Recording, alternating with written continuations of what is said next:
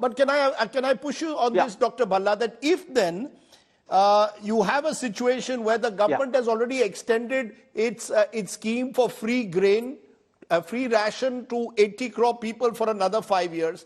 If India ranked 111 out of 125 countries in the Global Hunger Index 2023, are we looking at this issue perhaps from the wrong prism? Are there serious concerns on the ground which these numbers do not really suggest? Yeah, that's a good question, Rajdeep, and I wish we would have more of a discussion on that.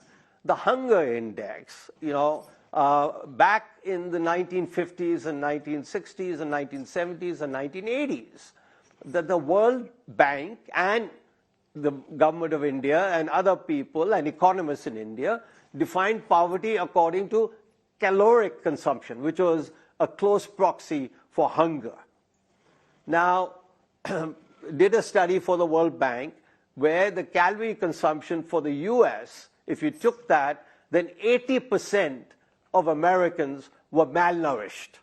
So let us not go to the other route of coming up with an index or a measure which is meaningless. I think hunger is an important, on hunger again, the NSS, Government of India, used to do a survey, and they stopped it in 2004 as part of the consumption survey. How many 2 square meals a day did your family get or not get? And it was down to 2% of the population. So I think there are various ways you can measure and offer an index for anything that you want to show. That's not the way that academics work, and I hope that's not the way that policymakers work. What we have is food is a very important component. Again, according to the NSS survey, 46% of consumption is food. I think it's much lower than that, but that's what the 2011-12 survey showed. And therefore, if you're giving free rations, and this is all discussed in the joint paper on the IMF, this is all discussed in detail as to how much a difference does the food consumption make, or the free food grains makes.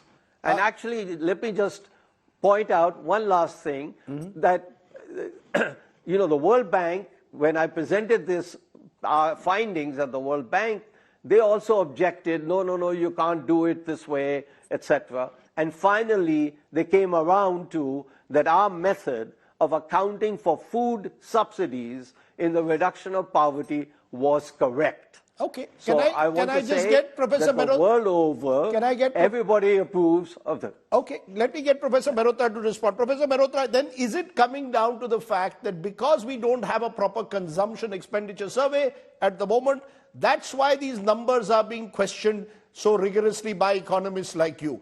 Otherwise, go ahead. No, that's not the only reason. I think I pointed out earlier that there are conceptual flaws with the MPI as an index, and those have been added to by the government's own addition to and changes to the 10 global indicators.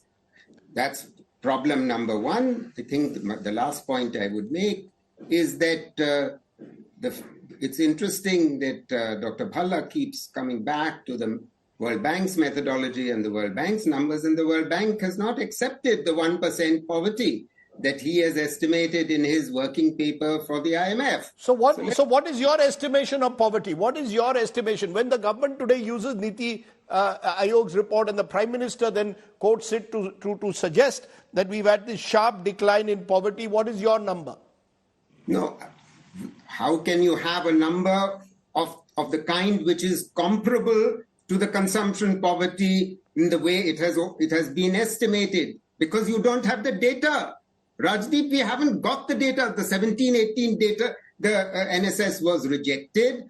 And since then, it could have been done before the elections. It is not being done. It's being completed now in 22-23. Another round is happening in 23-24. We will not know. This is the problem, which is why we are debating MPI, a flawed indicator. That's the problem.